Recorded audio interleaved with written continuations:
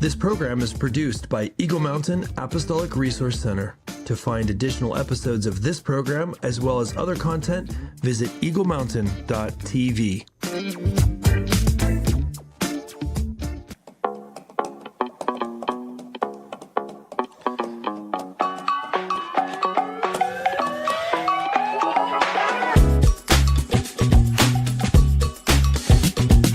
Hey everybody, welcome to Together We Build. My name is Mr. Sin. You apish, beast-eating abomination. Are you kidding me? Okay, here we go. What is a group of pigs called? A potluck? How are you doing there, Foxy? Finding out what you're doing after this show. Maybe we could go grab some drinks or something. What do you say? No, thanks.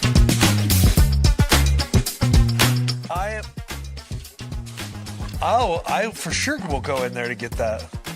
Give me that thing. No, it's not safe in my shirt. Right here. From you. Hey everyone, welcome to Together We Build. My name is Chris Behnke, and I'm here with Prudence O'Haire. I'll introduce myself. You gotta, yeah, maybe you should kick this thing off. No, this is the topic you chose. Make sure you speak nice and loud. This is the topic you chose. So Topic I chose. Yeah, it's amazing. This is going to be 2-part series. This is the first of 2 parts, and we're going after mental health in the church and really trying to understand how those two fit together, because I think they can and they sometimes don't, which is crazy. They should. So we're going to talk about that. We're going to dive in, but before we do that, are you going to stump me? Yeah. These are, I should have known that questions. So, Is this what we did last time? What is the largest island in the world? The largest island. So Australia is considered a continent, so I'd have to say Greenland. Okay. Yeah, it's Greenland. Okay. I don't know if I would have gotten that. You I wouldn't probably have. should have. You but wouldn't of have. course, I should have known that. I am a genius. Super genius. Okay. On a couple's golden anniversary, how many years of marriage are celebrated? Gold. I believe that's 50. Yeah, I think it's 50. Let's check it. Yep. You're 50. cheating because you're looking at the other answers. I'm not using this card anymore. I have this under control. Okay, what's next? Who was nicknamed Old Blue Eyes? Old Blue Eyes. Oh, wait. I'm Old going to Blue Eyes. say... No, don't say anything. I know this. This is Okay. President Lincoln. No. Old Blue Eyes is... Hold on. I'm pretty sure. Bing he had blue eyes. Crosby or somebody like that. Okay. Also, let's answer. How many strings does a violin have? I think it's 4. 4. Okay. It's Frank Sinatra. We were both way off. Well, no, I was not way off. You were way off. I was the right. I kind of knew. He was named Old something. Okay. Yeah. Lincoln? And 4 strings. Yeah. He wasn't named Old anything. Yeah. Are there wild polar bears in Sweden? You already know the answer to that. I don't know the answer to this. I believe yes. There are. Are there? No. Are you kidding me right now? It's depressing. There How should long be. does it typically take for an alarm to go off again after the snooze button is hit? 8 minutes. I'm going to say 7. 9. We were both wrong. So what I want to know is who came up with that, minutes. because like 5 makes sense, 10 makes sense, 9 doesn't make sense. Yeah, well, you know what does make sense is mental health combining with the church and faith. Let's go with that. Is that your segue? That's the segue. It's kind of a very obvious segue. Well, not for everyone. First, before we do that, I need you to give me some kind of an award for my success in this trivia game. Okay, I here want you it to can be have a major. card. I can't have a card. You can't have a It's part of the major game. reward. I want a major reward. Okay, I'm not buying you some leg lamp. Leg lamp? That is a from, major reward. the Christmas story? story. Christmas story. I'm not super fond of that movie. Some people really love Yeah, it. some people really I do. think it kind of got ruined on me when you're trying to have a Christmas story and there's like quite a bit of foul language. Yeah. I don't like And that. you're like, what is happening? That's a real bummer for me. Yeah. I agree. Okay. Let's see. 34:18. I'm just looking up something right now. We're going to go after a topic I think that is very important, and that is mental health and the church and kind of how they are connected together. And I think that there's some weirdness there. Now, I don't think there should be, but I think there is. I think that a lot of people believe there's no such thing as mental health, and that any kind of mental health issue would always be some kind of supernatural issue. Some kind of demo. Yeah, I think there's probably issue. like a couple of different ways that the church has seen problems what do with you mental see? health. Well, I think that you do have the churches that everything is supernatural, absolutely everything. And then the churches that only rely on therapy Yeah. and pills, and they don't recognize supernatural partaking in any of it. Right. And then there's churches that just flat out ignore and bury all of it. They just don't They just deal don't. with it at all. They just don't.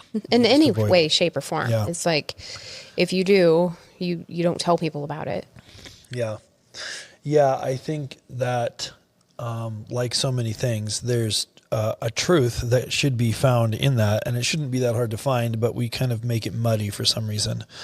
One thing is true. I love this verse, Psalm 34:18. The Lord is close to the brokenhearted and saves those who are crushed in spirit. I really feel like God has a special place for the people that are brokenhearted or, are having mental, kind of struggle, like a mental health struggle.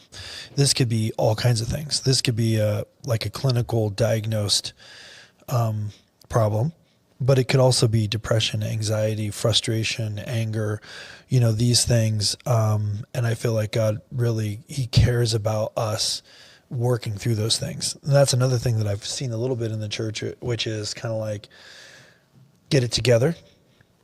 God, has a lot of work for you to do, so get it together. We don't have time to be upset or down or depressed. Well, it doesn't give you any answers or solutions to what you're dealing with. Yeah, so God cares for people with mental health conditions, and he actually has given, I believe, people amazing tools, have created counseling approaches and even medications that can really help people. But like a lot of things, that stuff can be used as a crutch instead of addressing issues. So it's really about trying to figure out how to have the right balance. So we're going to get into all that stuff. I think we should start by talking a little bit more about the stigma that is in the church. And you've had some experience with this. Do you feel, I didn't think in advance to ask you if you wanted to share about that. Well, in what stigma will you be talking about? We can always edit this if you no later. So if you get to see this, it means that this worked out. So basically, you had a period of your life where you were going through some pretty significant depression. Mm-hmm. And then you, by recommendation of a doctor that you weren't even asking about, got on some medication. And in some ways it was very helpful, but you didn't want to be on it forever. Right. So then you were able to get off that by using this supplement that we are part of a company that developed this called MQ7. And that company is called Biogenic. And there's a whole story. I think we even did an episode on this, right? I'm not sure. It's been a while if we did. We might have done an episode on this. But one of the things that I was thinking of when I was thinking about the stigma is that we had some friends who are no longer our friends. But we had some friends that really came to me and said, hey, this thing that Prudence is going through, it's not real. It's all in her head, and it's because she has sin in her life. And They didn't talk to me. They talked to you. Yes. That should have been the first indicator of an error. But they were really certain of this. And at the time, I was like, well, what sin do you think it is? Like, what are you talking about? And at the time, this is a long time. This is what, 18 years ago? Long time ago. Like a long time ago. Yeah. I would have reacted a lot differently now. But at the time I was like, oh, really? I don't think that's the case. But like, what do you think this is? Oh, it's probably something hidden and secret, a secret sin. And that secret sin is the reason. It's the secret sin. That's the reason that she's depressed. Mm-hmm. And the thing is that what we came to find out later is that you had what is actually kind of common, more common than it should be probably, imbalance in your brain, and the medication fixed that. And later on, when you were able to get off the real SSRI medication and go to the supplement, MQ7, then this was a supplement that basically helped your brain create its own hormones that it needed. But this was a problem with your brain. Yeah. Yeah. It was a physical deficiency that was happening. Yeah. Relax. You look really tense right now. Yeah. I'm not tense. You're not tense? No. So this topic doesn't make you tense at all? No. You know, in some ways, I actually think, you know, looking back to those years when that doctor who didn't know me at all asked if I wanted to get on some sort of a medication. Yeah. I know that there was definitely several years of journey with SSRIs and understanding how it was helping me or hindering me and whatnot.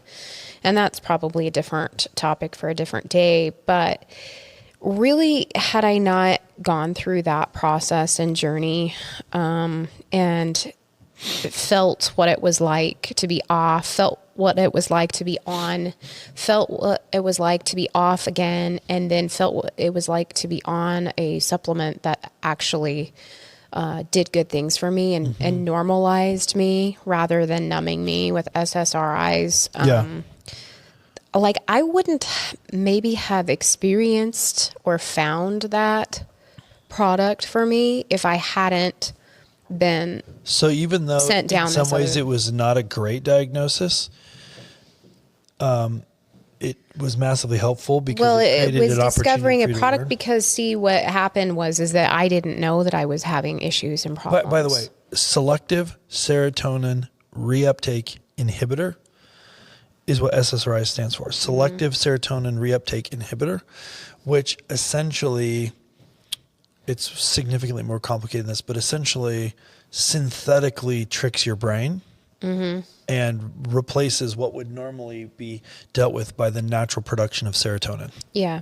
So that's kind of what that is. And they're the most common antidepressant. And actually, let me just do a Google search. I think that one of the issues and problems that a lot of us have is that we've been in a state of mental illness of some level for so long that we've never even known what it was like to be healthy in that area, that we literally don't know we have an issue or problem. Right. Like it's just normal. 45 million people in the U.S. are currently taking an SSRI. This is massive. And we also, I mean, not everybody has issues naturally with this. Sometimes it is a problem of the demonic happening. And yes, let's talk about that for a quick second. Sometimes, so I want to make sure people understand, sometimes there is actual brain issue. Sometimes there is healing that needs to happen. And sometimes there's inner healing, supernatural healing that needs to happen. Right? Yeah. Yep. Yeah. Absolutely. So let's talk about that for just a second. What do you want to talk about? Well, I'm saying that I think people have a natural tendency to just jump on one of those camps and rule everything else out. Right. And that's kind of what I mean by the stigma. Like, I think sometimes we're not wise to the potential situation and all the different things that it can be. And we like to just jump onto the one thing and just, it's the one thing. Yeah. Yeah. You kind of need to go through and look at everything, really. I think if we're having problems with depression, or if our spouse is saying that we've been depressed for years, or they don't, they think that that's the case. I think a lot of traumatizing events can throw us into a state of depression where we're in a mental state where we're just fraught with grief, Yeah. or something horrid happened and we're, really messed up from it. Right. That's real stuff. And I think that a lot of traumatizing events, abuse, this sort of thing actually opens up doorways of authority Yeah. in the supernatural realm, and they take those opportunities to really take us for a ride spiritually. Yeah. We don't have time to get into all of those details, but it's a real thing. We go and we think that the only thing that, could possibly fix us is like a medical doctor. Well, the only thing medical doctors know is to give us the Band-Aid of medication of some sort. So that's what they're going to do. That's how they're going to help us. But what we also need to say is, okay, but what else could there be here that could possibly be hindering me? I mean, that's worth looking at. Right. Yeah. So I think, one of the things that I think we want to dig into is, a couple things. One is we first have to break the stigma off in the church that this is either non-existent or it's always whatever. It's always this, or it's always like some demonic thing, or it's always something that can be cured with pills, or it's always something that should be dealt with counseling. I think we need to break off that we shouldn't talk about it, that it's not a thing, and that we should stop trying to categorize these in a really simple way. Like every time your car runs out of gas, it means that it's out of gas. That's very simple. But every time someone is struggling with any of these kind of issues, depression, anxiety, or any of the other hundreds of different things, the way that this could express itself, it doesn't always mean anything. And we need to be a lot wiser about that. And that really, as a church, like it's our job to help share the load and each other's burdens. Like Galatians 6:2, bear one another's burdens and thereby fulfill the law of Christ. Encourage people to support each other is like super important. Like we really need to be doing that. And when someone is really having a difficult time, the last thing they need is to be abandoned by the people they should be able to count on in their community. Mm-hmm. So that's one thing. And then I think, there's probably 2 or 3 really smart potential outcomes. The first should always be starting with prayer. Like, wow, man, they're having a hard time. Like the first thing that should be is, hey, let's pray about this together. Let's go after this. What do you think about that, Prudence? Yeah. Getting discernment about where to start, even with solving the issue, is important, I think. I think our first inclination is to immediately go to a therapist or a medical doctor when we start feeling like we are having emotional problems. Right. But I mean, I've known people for years, well, not for years. I've known people all of my life that have been seeing therapists all their life. Right. And it hasn't, it helps to some degree, but if you're dealing with an issue of the demonic, it's not going to take that away. No, in fact, you're just looking at stuff, and it helps us feel better. Yeah, I would say about it could make stuff. it worse because of exactly what you just said. But, and they refuse to see that there are other parts of us that could possibly be affected by, supernatural entities. They will not look at that as a possible fix for them. Going through inner healing and deliverance ministry is something that they're afraid of. Mm-hmm. And so, how do you help that person? So what I hear you saying is that you have witnessed, and I think we can all think of some, and you might be this person, which if you are, it's okay. But you spend an entire lifetime, or at least years and years, going through some kind of therapy. I don't even want to know how much money this person has spent on counselor, therapist, psychologist, psychiatrist, whatever the case is. But I know, and I'm almost 100% sure that this person could fix and get rid of a lot of the emotional baggage that's there if they would just surrender to inner healing, deliverance ministry process. Yeah. Okay. So what I want to make sure that you guys don't miss here is that, are you, Prudence, saying that you're anti-counselors? No. They have a definite place in our lives. I personally, and you have personally, been to counselors throughout our lives, and they've helped us sort out and unravel a lot of things when we weren't sure how to sort it. Mm-hmm. They're really good people to talk to when you need to sort and try to understand things that are happening in your life. Mm-hmm. Yeah. So what I hear you saying is we got to approach the right solution for the right problem, which takes some discernment. So we need to be bathing all this stuff in prayer. We need to take it very seriously. If someone is having a struggle, we need to, and they need to take it very seriously. But we can't apply a solution with counseling if the solution that we should be applying is some inner healing work through deliverance ministry and vice versa. And, right. And so how does medication play in? How do you feel about that? Because you're someone that has experience with that. Well, I mean, I think that medication is, it's not good for us. I think scientific studies have proven that. We're talking about SSRIs here, right? We're not talking about every medication in your body. Well, so I would say that 90%, I think the statistic was 90% of the people that take some form of medication for prescribed medication for depression or anxiety, specifically those two things, they're taking an SSRI. So if we're going to just, for purposes of this, show, let's just stick on that. Yeah, we're just talking about that because I fully believe in medicine. There are kinds of all kinds of help other things too, and that sort of thing. And I'm not a doctor here, so you can't just. There are.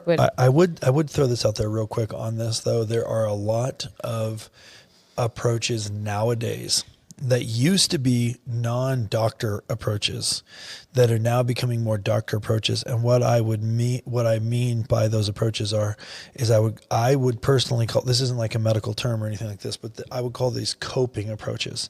And this is where you're like, I'm going to go get my medical marijuana card, or I'm going to just drink one glass of wine every night to kind of take the edge off. I would consider that a coping approach.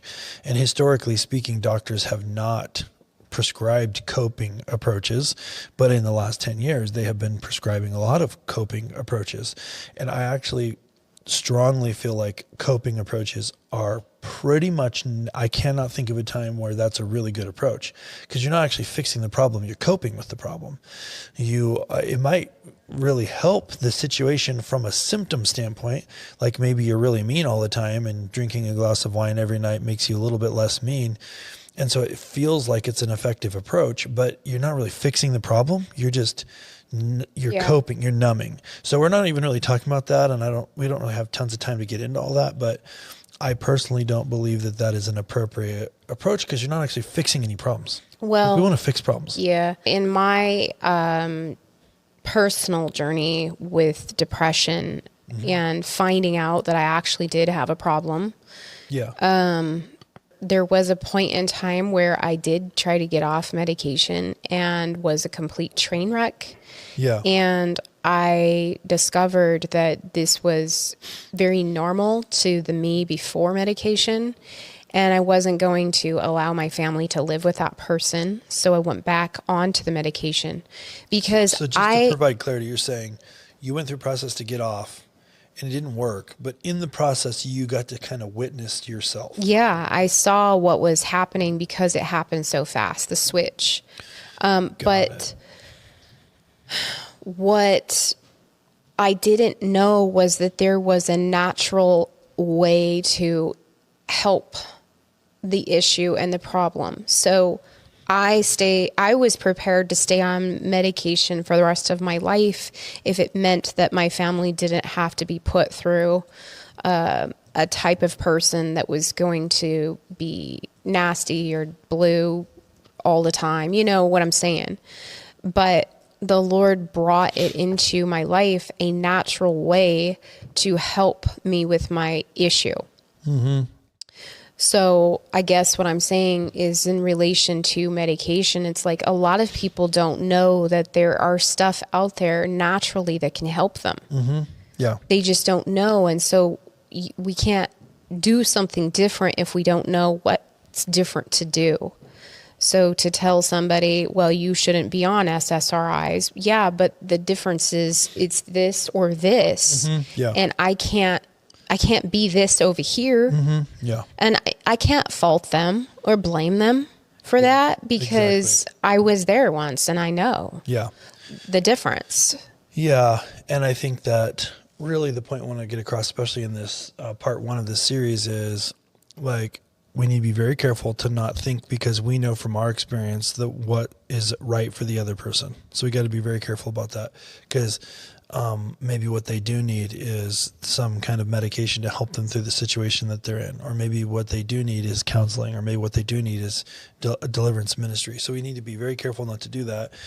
I'm also hearing you say that it's really important to make sure that we don't write things off, that we don't dismiss things, and we don't think that we've got one thing that solves everything. Because this concept of these issues is very complicated. And it's kind of like the reason that, just so you guys know, just a brief 30 seconds of history, the reason that the SSRIs were originally developed was to help with overwhelming, unbearable trauma to be taken for a few weeks to get past the trauma. So you lose a spouse or a child or something like that, and it's unbearable. And this is designed to help you mitigate the pain of that while you're going through trauma healing. And then what happened is they just began prescribing these for long-term use. And now we have people that have been using them for 20 or 30 years, and it's become a problem because their brain is not functioning properly and absolutely requires this medication forever. And they're missing out on the full spectrum of who God made them to be.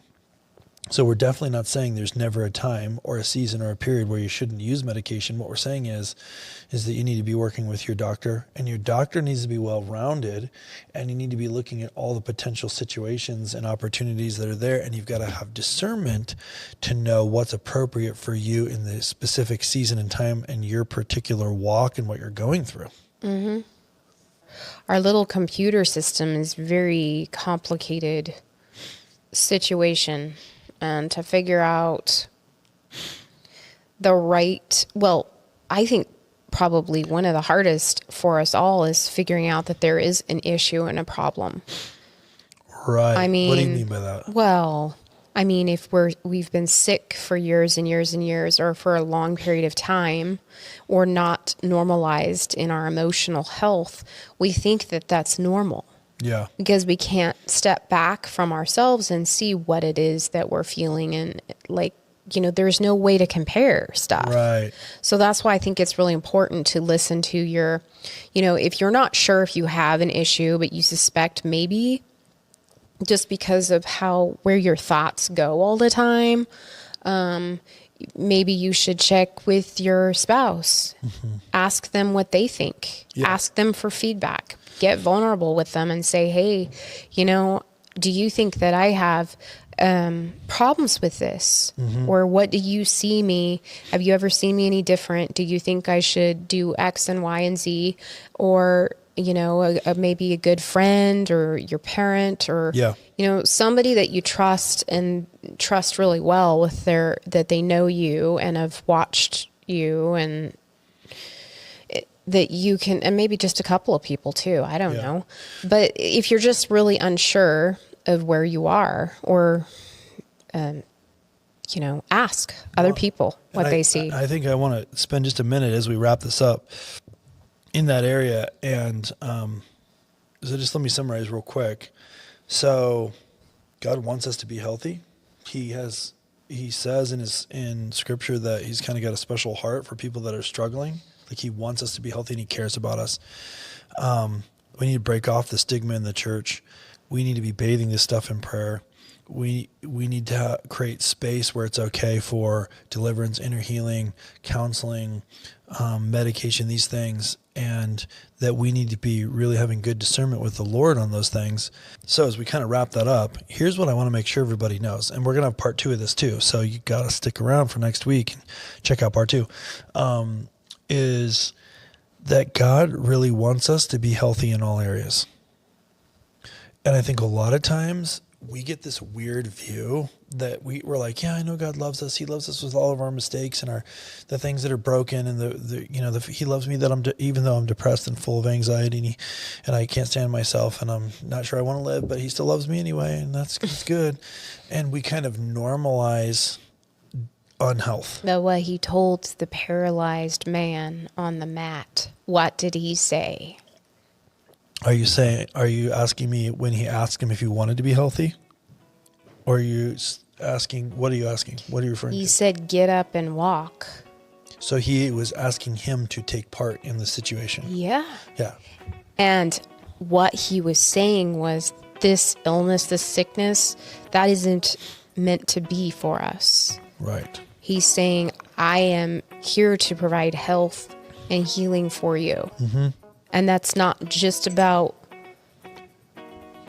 your gimp leg. No, it's spiritually, emotionally, mentally, physically. Mm-hmm. And there's plenty of examples in Scripture of all the different kinds. Yes. And so we have to really believe and understand that He wants us to be healthy, and that He's not too busy and doesn't have time to stop and help us. He wants, but I love the example that you brought up, Prudence. He's asking us to partner with Him and get up and walk. That's right. So we got to get up and walk. Takes action on our part. Yeah, super, super good. Any final thoughts? Nope. So that was part 1. It was amazing. Part 2 is going to be even better. So you definitely want to check that out. If you just happened to find out on this, and you didn't even know what this is a show called Together We Build. You can find, we're in the middle of our 4th season. You can find all of the past episodes by going to chrisandprudence.com. And you can find past episodes there, as well as other awesome resources. So definitely go check it out, chrisandprudence.com. And then also there will be another episode of this. So if you're watching this and it's not live streaming, just you're watching this sometime in the future, make sure you go watch both episodes. Part 2 is going to be awesome as well. If you want to see other content like this show is produced by Eagle Mountain TV, and you can go to eaglemountain.global and find tons of amazing programming that we produce inside of Eagle Mountain Apostolic Resource Center just for you. So I want to hear from you. We would love it if you put comments in wherever you're watching this, like, subscribe, share it out there, and we will see you on part 2. We will see you on part 2. See you then.